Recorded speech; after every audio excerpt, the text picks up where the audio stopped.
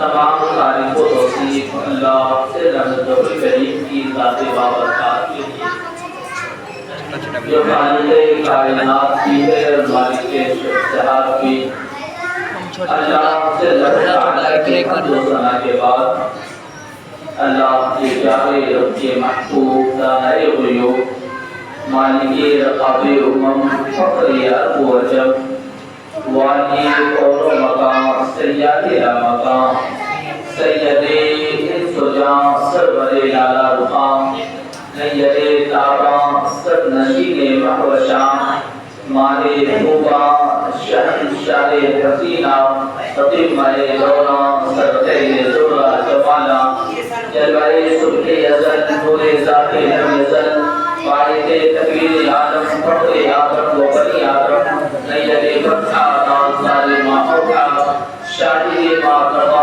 صاحب علم نشرت معصوم آمنہ حضرت احمد مصطفیٰ محمد مصطفیٰ صلی اللہ علیہ وسلم کی بارگاہ نازمین اپنی عقیدتوں ارادتوں اور محبتوں کا خراج پیش کرنے کے بعد عالی محترم مکرم معزز سامعین مکرم السلام علیکم ورحمۃ اللہ وبرکاتہ۔ حضرات محترم، جیسا کہ ہم تمامی حضرات اس بات سے بخوبی واقف ہیں کہ آج ہم جس ذات کا ذکر خیر کرنے کے لیے حاضر آئے ہیں اس ذات کا نام سلطان الاولیاء حضور سیدنا غوث اعظم رضی اللہ تعالی عنہ ہے۔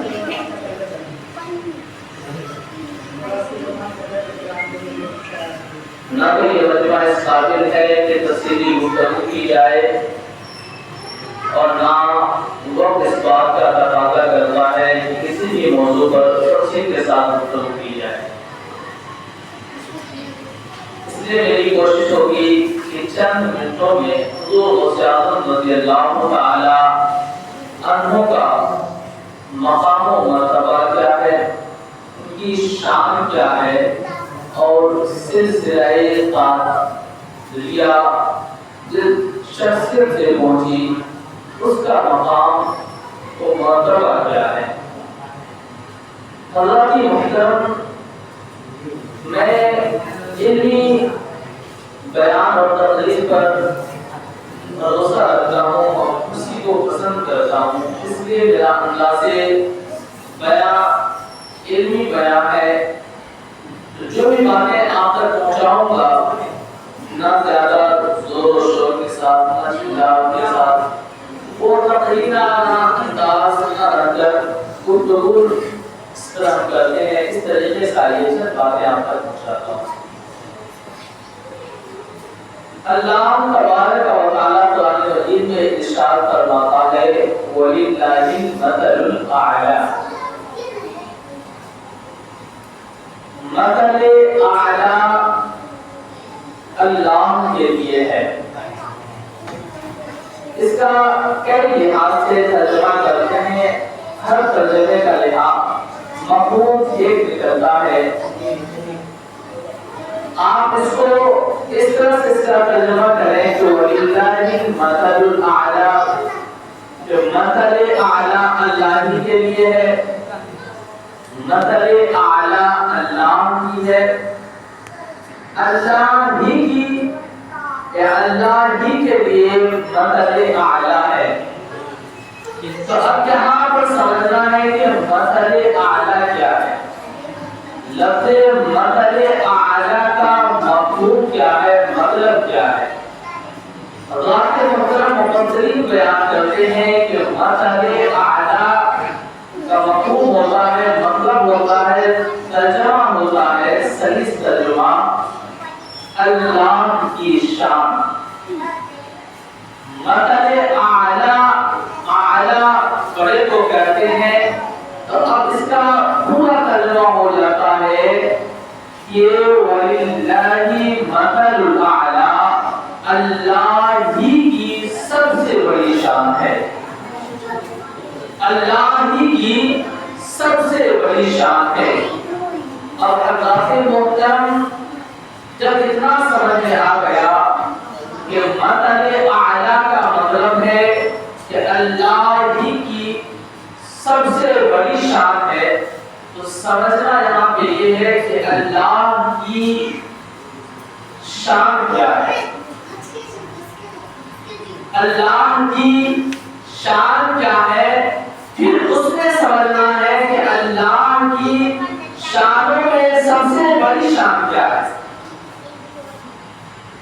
حضرات محترم تمام علماء کا اس بات پر، تمام مفسرین، محققین، محدثین، مفکرین، اس کو بھی آپ اٹھا لیں، تمام کا اس بات پہ اتفاق ہے کہ نبی جو ہوتا ہے، رسول جو ہوتا ہے، وہ اپنے رب کی شان ہوا کرتا ہے۔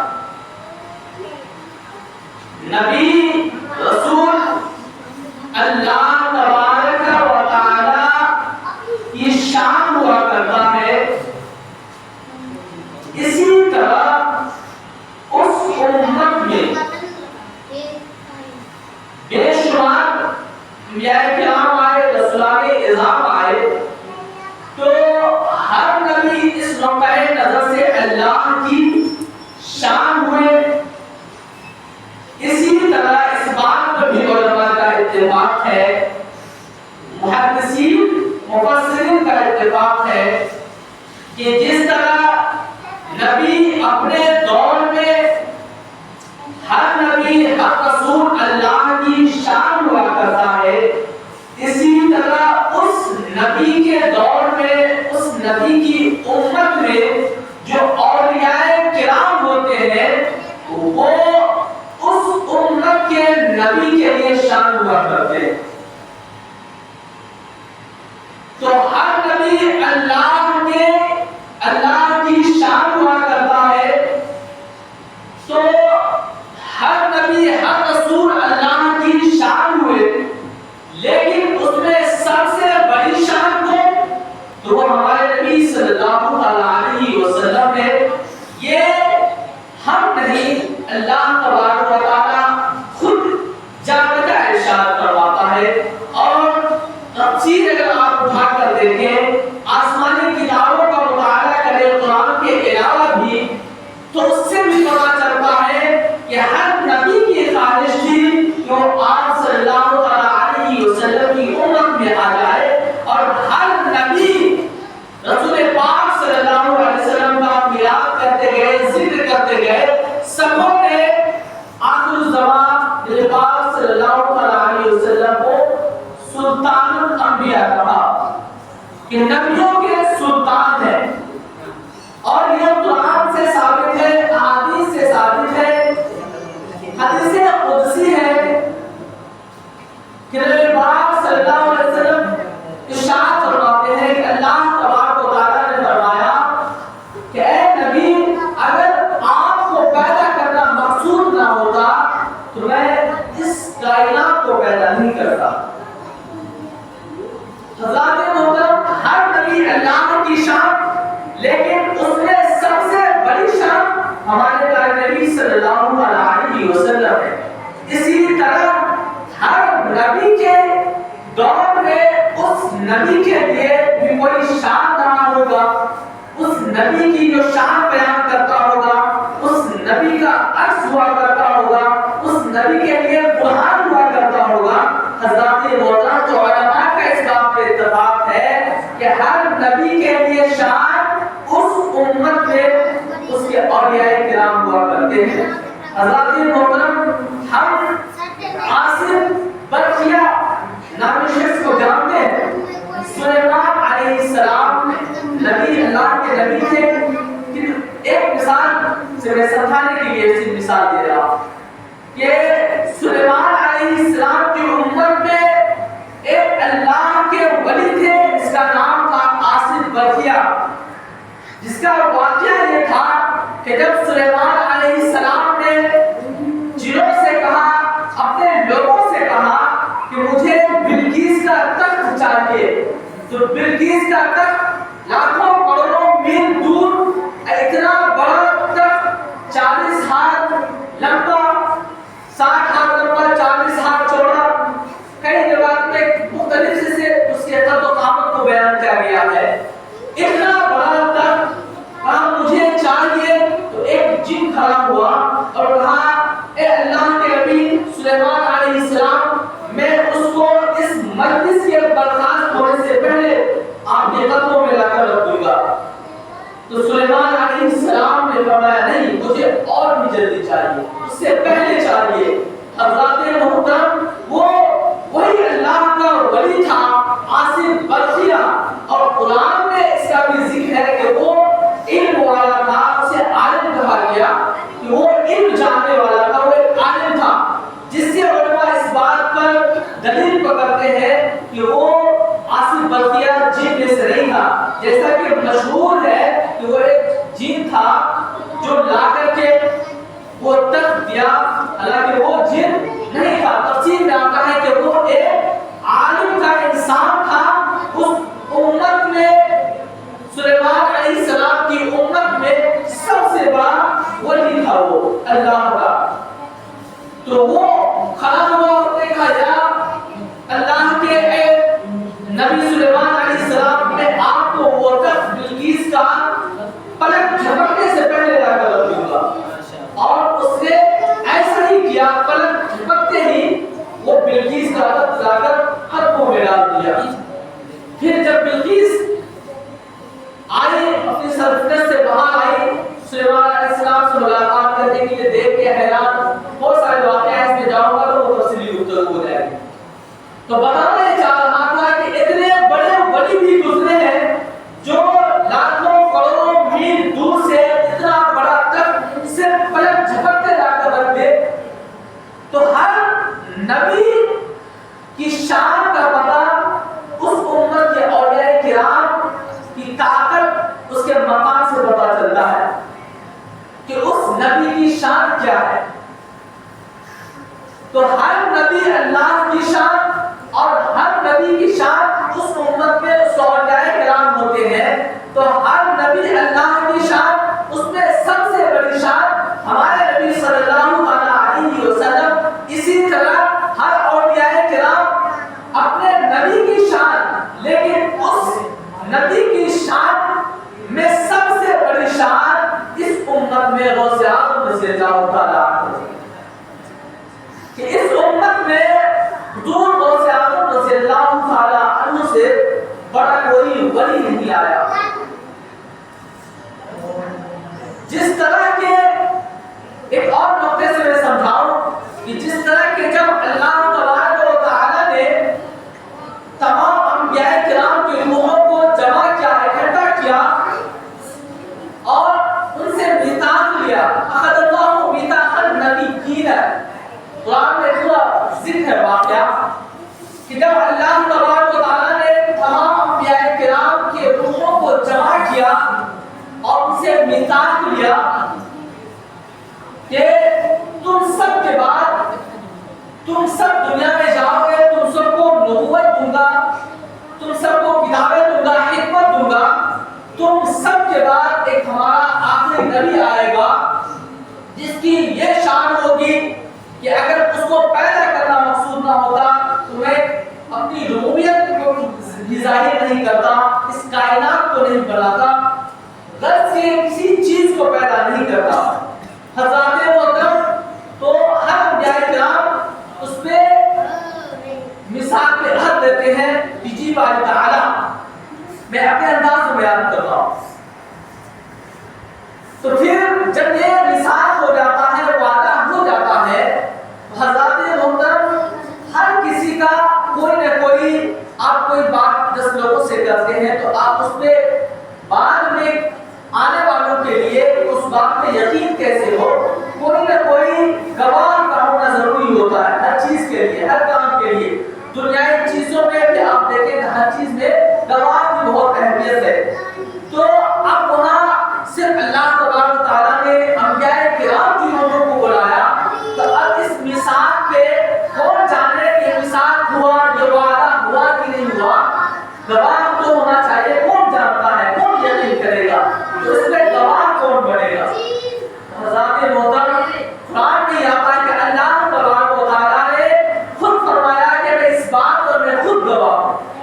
بات پر میں خود گواہ ہوں کہ تمام انبیاء کرام نے حج کیا اور اس کی قدر و منزلت کا اور اس کے اندر اس کے سلطان انبیاء ہونے کا اعلان کیا. تو جب یہ ہو گیا تو اللہ تبارک و تعالی نے ایک نور کا بادل تمام انبیاء کرام کی روحوں پر بچھا دیا. جب تمام انبیاء کرام اس نور کو دیکھے تو اپنے سروں کو آمد کے آنے کے بعد کا اس کے مقام و مرتبہ کا میرے محبوب بندے کا تم نے عہد لیا ہے میثاق لیا ہے یہ اسی کا نور ہے. حضرات محترم جب شان نبوت کی بات آئی تو تمام انبیاء کرام نے گردن جھکا دیا. اسی طرح جب غوث اعظم رضی اللہ تعالی عنہ اس دنیا میں تشریف لائے تو ایک وقت آیا کہ خراسان کے ایک پہاڑ پر کھڑے ہو کر غوث اعظم رضی اللہ تعالی عنہ نے فرمایا کہ قدمی علی رقبۃ الکل ولی اللہ، کہ میرا یہ قدم تمام اولیاء کرام کے کندھوں پر ہے. حضرات محترم تو بیان کیا جاتا ہے کہ اس وقت ہمارے سلطان الہند خواجہ غریب نواز رضی اللہ تعالی عنہ نے فرمایا مراقبے میں تھا. جب انہیں یہ بات پہنچی تو انہوں نے کہا یا غوث اعظم رضی اللہ تعالی عنہ. خواجہ معین الدین چشتی صدری رحمۃ اللہ علیہ نے فرمایا کہ یا غوث اعظم رضی اللہ تعالی عنہ آپ کا قدم صرف میرے گردنوں پہ نہیں بلکہ میرے سر اور میرے آنکھوں پہ بھی ہے. حضرات محترم روایت میں آتا بیان کیا جاتا ہے کہ اللہ تبارک و تعالی نے جب غوث اعظم رضی اللہ تعالی عنہ کو یہ اعلان کرنے کا حکم دیا تو یہ اعلان جب ہوا تو ان اولیاء کرام تک یہ باتیں پہنچ گئی کہ جو اس سے پہلے گزر چکے، جو اس کے بعد آنے والے تھے، جو اس وقت موجود تھے، تمام اولیاء کرام نے گردنیں جھکا دی. کیوں جھکا دی؟ اس لیے کہ علماء کا اس بات پر اتفاق ہے کہ اگر اس وقت اولیاء کرام اس بات پر اپنی گردنیں نہیں جھکاتے تو وہ اولیاء نہیں رہ سکتے، وہ اللہ کے ولی نہیں رہ سکتے.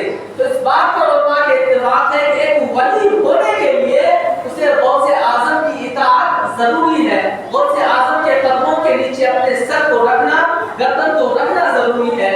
جب تک وہ گردن نہیں جھکاتا اس وقت تک ولی نہیں بن سکتا. اور جو ولی ہے اگر وہ اس بات سے انکار کر جاتا ہے تو پھر وہ ولی نہیں رہ سکتا. اسی طرح نبی پاک صلی اللہ علیہ وسلم کی شان کو اگر تمام انبیاء کرام نے نہیں قبول کیا ہوتا ان کی نبوت باقی نہیں رہتی. حضرات محترم تو جس طرح نبوت کے مقام میں نبوت کی انتہا میں نبی پاک صلی اللہ علیہ وسلم کی شان سب سے بلند ہے، اسی طرح اولیاء کرام کی شان میں مقام میں غوث اعظم رضی اللہ تعالی عنہ کا مقام سب سے بلند والا ہے. کیوں؟ اس لیے کہ نبی اللہ کی شان ہوا کرتا ہے اور ان شانوں میں سب سے بڑی شان ہمارے نبی صلی اللہ علیہ وسلم ہے. تو اسی طرح جو جتنا بڑا شان والا نبی ہوگا اس کی امت میں اولیاء کرام اس کے لیے شان ہوا کرتا ہے تو وہ اس کی امت کے اولیاء بھی سب سے بڑے شان والے وہی ہوں گے. اور ان میں سلطانیت کا جو تاج ہے وہ غوث اعظم رضی اللہ تعالی عنہ کو عطا کیا گیا. حضرات محترم اس کو میں کئی طریقے سے غوث اعظم رضی اللہ تعالی عنہ کے مقام کو بیان کر سکتا ہوں یہاں پہ.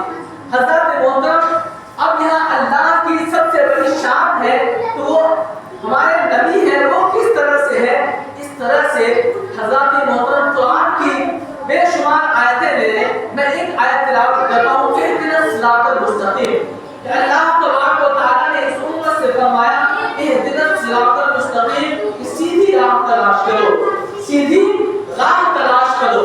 حضرات محترم تو صحابہ کرام نے حضرت عبداللہ بن عباس جو مفسرین سے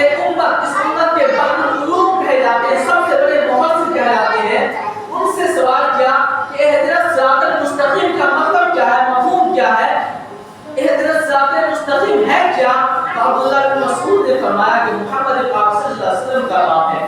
حضرات محترم، اسی طرح علماء کرام بیان فرماتے ہیں تفسیر کی روشنی میں کہ اطاعت اللہ حبل اللہ، اللہ تبارک و تعالی نے فرمایا کہ وَاعْتَصِمُوا بِحَبْلِ اللَّهِ جَمِيعًا، اللہ کے رسی کو مضبوطی کے ساتھ تھام لو۔ حضرت عبداللہ بن عباس فرماتے ہیں کہ اللہ کی رسی یہ نبی پاک صلی اللہ علیہ وسلم کا نام ہے۔ تو جتنی چیزیں قرآن میں بیان کی گئی ہے پورا قرآن نبی کی شان میں، نبی کی نعت ہے۔ حضرت عائشہ صدیقہ رضی اللہ تعالی عنہا نے فرمایا کہ نبی پاک صلی اللہ علیہ وسلم کو دیکھنا ہو تو قرآن پڑھو، قرآن کو دیکھو، کہ پورا قرآن نبی پاک صلی اللہ علیہ وسلم کا کی سیرت کا آئینہ ہے۔ حضرات محترم، تو علماء کرام کا اس بات پر اتفاق ہے، اہل سنت والجماعت کو علماء کا، کہ اطاعت اللہ نے لے، حب اللہ نے لے، صراط اللہ نے لے، جتنی بھی ہے شان اللہ، عظمت اللہ، قدرت اللہ، جن چیزوں کا بھی ذکر کریں آپ، اگر اس کو دیکھنا ہے تو مصطفیٰ صلی اللہ علیہ وسلم کی شان کو دیکھو، ان کی سیرت کو دیکھو کہ ہر چیز بنی ہے نبی پاک صلی اللہ علیہ وسلم اور اللہ تبارک و تعالی کے درمیان صرف ایک اسٹیپ کا فرق ہے، وہ کیا ہے کہ اللہ ہے، رب ہے۔ نبی پاک صلی اللہ علیہ وسلم کبھی رب نہیں ہو سکتے، یعنی الوہیت کا پہلو اگر ہٹا دے تو دنیا میں ہر چیز کی وجہ کائنات نبی پاک صلی اللہ علیہ وسلم ہے، ہر چیز کا مقصد اور پوری کائنات کا منبع وہ مطلب نبی پاک صلی اللہ علیہ وسلم ہے، کہ ہر چیز نبی پاک صلی اللہ علیہ وسلم ہے، وہیں پہ بات ختم ہو جاتی ہے۔ حضرات محترم، ایک نبی صرف رب نہیں ہو سکتا اور وہ رب نبی نہیں ہو سکتا، باقی جتنی کچھ ہے سب ہمارے نبی پاک صلی اللہ علیہ وسلم ہے۔ اللہ تبارک و تعالی وجہ اللہ بیان چاہیے قرآن ہے، تو وہ وجہ اللہ کیا ہے؟ اگر وجہ اللہ کا کی چہرہ مقدسہ کو دیکھنا ہو، یہاں پہ مفہوم اس کا دوسرا ہے، اس کو اگر دیکھنا ہو، کیونکہ اللہ تبارک و تعالی جسم و جسمانیت سے پاک ہے، اس کا ظاہری چہرہ نہیں ہے، تو اگر قرآن میں لیکن فرمایا گیا اس کا مطلب و مفہوم بیان ہوگا، بہت بات لمبی ہو جائے گی۔ تو اگر اس کو دیکھنا ہے تو نبی پاک صلی اللہ علیہ وسلم کو دیکھو۔ قرآن میں اللہ تبارک و تعالی نے جہاں بھی اپنی اطاعت کرنے کا حکم دیا وہاں نبی پاک صلی اللہ علیہ وسلم کی اطاعت کرنے کا بھی حکم دیا، لیکن جہاں نبی پاک صلی اللہ علیہ وسلم کی اطاعت کرنے کا حکم دیا وہاں اپنی اطاعت کو نبی پاک صلی اللہ علیہ وسلم کی اطاعت سے نہیں جوڑا، لیکن جہاں اپنی اطاعت کی بات آئی وہاں نبی پاک صلی اللہ علیہ وسلم کی اطاعت کا بھی درس دیا کہ اگر اللہ کی اطاعت کرنا چاہتے ہو تو اسی وقت ممکن ہے جب نبی پاک صلی اللہ علیہ وسلم کی اطاعت کرو گے، اور اگر تم نبی پاک صلی اللہ علیہ وسلم کی اطاعت کر لیتے ہو تو پھر میری بھی اطاعت ہو جاتی ہے، الگ سے میری اطاعت کرنے کی ضرورت نہیں ہے۔ نبی پاک صلی اللہ علیہ وسلم کی اطاعت کیا ہے کہ ان کی شان جتنی چیزیں احادیث تفصیل ہے اس کو مانے سیرت رسول صلی اللہ علیہ وسلم کو اپنائے، یہی تو اطاعت اللہ ہے۔ کہ آپ نے پاک صلی اللہ علیہ وسلم کو سیرت کو پڑھیں گے تو آپ صلی اللہ علیہ وسلم نے امت کو کیا دیا، نماز، روزہ، حج و زکات، اتنی چیزیں رہی جو دی، اور اللہ تبارک و تعالیٰ قرآن میں کیا فرماتا ہے، اپنی اطاعت کے لیے کیا کہتا ہے، نماز پڑھو، زکات دو، حج کرو، یہ سب چیزیں ہیں۔ حضرات محترم، ایک اور طریقے سے اگر غوث اعظم رضی اللہ تعالیٰ عنہ کی شان کو سمجھے اس نقطۂ نظر سے تو یہ دیکھیں کہ جس طرح اللہ تبارک و تعالیٰ نے میرے نبی پاک صلی اللہ علیہ وسلم کو تمام کثرتیں دی، نعمتیں دی۔ حضرات محترم، یہاں تک کہ اللہ تبارک و تعالیٰ نے فرمایا قرآن میں اِنَّا أَعْطَيْنَاكَ الْكَوْثَرَ، کوثر کیا ہے؟ ایک نعمتوں کا خزانہ ہے، ساری کثرتیں اللہ تبارک و تعالیٰ نے آپ صلی اللہ علیہ وسلم کو دے دی، اتنی کثرتیں دی کہ کثرتوں کی انتہا کر دی۔ حضرات محترم، اسی طرح جب باری آئی غوث اعظم رضی اللہ تعالیٰ عنہ کی اس امت میں اللہ تبارک و تعالیٰ نے آپ کو اتنی کرامتیں دی، اتنی کرامتیں دی کہ کرامتوں کی انتہا کر دی۔ آج آپ علماء سے سنتے ہوں گے، تاریخ میں پڑھتے ہوں گے، اور تمام کے اس بات پہ اتفاق ہے کہ جتنی کرامتیں غوث اعظم نے دکھائی اتنی کوئی اولیاء کرام سے اتنی کرامتیں ظاہر نہیں ہوئی۔ حضرات محترم، اور یہ ایسا کیوں ہوتا ہے؟ اس لیے کہ جس طرح ہر نبی اللہ کی شان ہوتا ہے اسی طرح ہر نبی کا معجزہ نبوت کے لیے شرط ہے، نبوت کے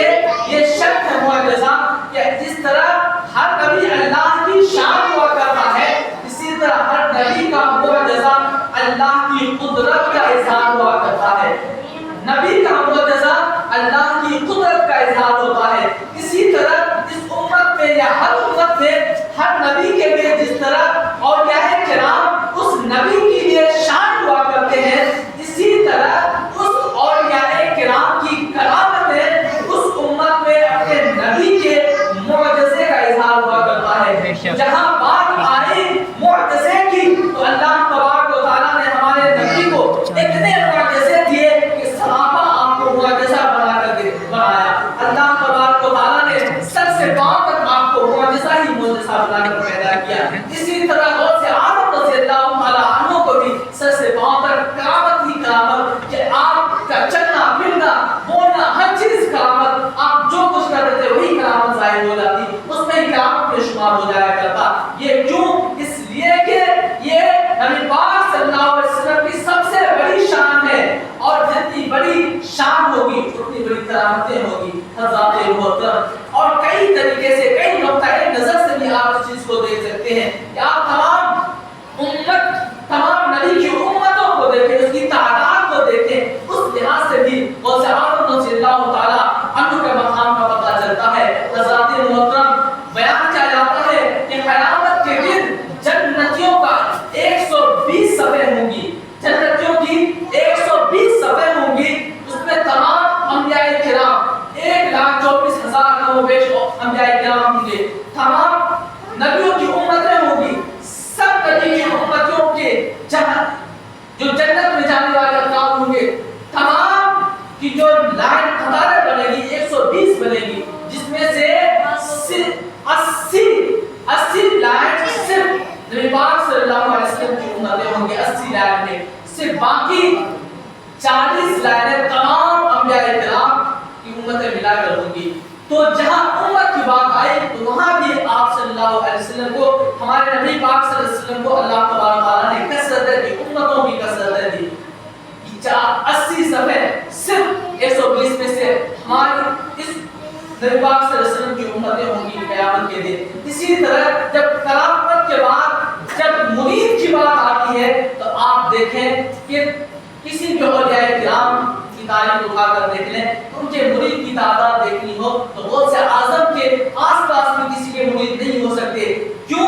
اس لیے کہ غوث اعظم اس نبی کی سب سے بڑی شان ہے، جو نبی اللہ کی سب سے بڑی شان ہے، تو اس کی امت جتنی بڑی ہوگی اس کے شان کے مطابق اس کے مریدین بھی ان کے شان کے مطابق اتنی ہی تعداد میں ہوں گے۔ یہی وجہ ہے کہ آج ہم کہتے ہیں کہ ہم سلسلہ قادریہ میں ہیں، ہم سلسلہ چشتیہ میں ہیں، جتنے بھی سلاسل ہیں بہت سارے سلسلے ہیں، شمار کرنا آج کل بڑے علماء بھی شمار نہیں کر سکتے، ان کو پتہ بھی نہیں اتنے سلاسل ہیں۔ حضرات محترم، آج ہم 10-12 سلاسل کو جانتے ہیں، لیکن تقریباً بہت سارے 100-150-200 تقریباً اس سے بھی زیادہ سلاسل ہیں۔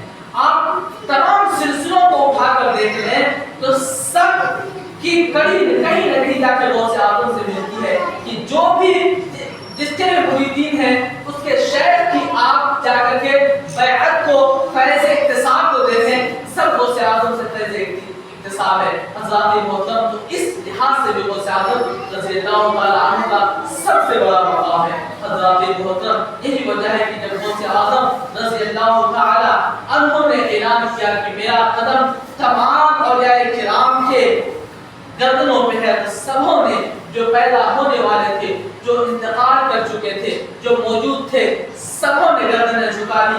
وجہ یہی تھی کہ اگر گردن نہیں جھکاتے ہیں تو ولایت سب کر لی جائے گی، اگر ولی رہنا ہے تو گردنیں جھکا لو۔ حضرات محترم، یہ غوث اعظم رضی اللہ تعالیٰ عنہ کا مقام ہے۔ اس مختصر سی گفتگو میں پوری چیزیں سیرت کے متعلق غوث اعظم رضی اللہ تعالیٰ عنہ کی پیدائش سے لے کر وفات تک کیا ہوا، اس کے لیے وقت چاہیے بیان کرنے کے لیے۔ صرف میں نے آپ کو ان کی شان کی ایک جھلک دکھائی۔ حضرات محترم، اللہ تبارک و تعالیٰ سے دعا ہے میرے بولنے میں، آپ لوگوں کے سننے میں کس طرح کی خامی و غلطی رہ گئی ہو، لفظ صحبت، تو اللہ تبارک و تعالیٰ سے دعا ہے کہ معاف عطا فرمائے۔ میں سچے دل سے دعا استغفار کرتا ہوں، استغفر اللہ ربی من کل ذنب واتوب الیہ، لا الہ الا اللہ محمد رسول اللہ صلی اللہ علیہ وسلم۔ آئیے سلام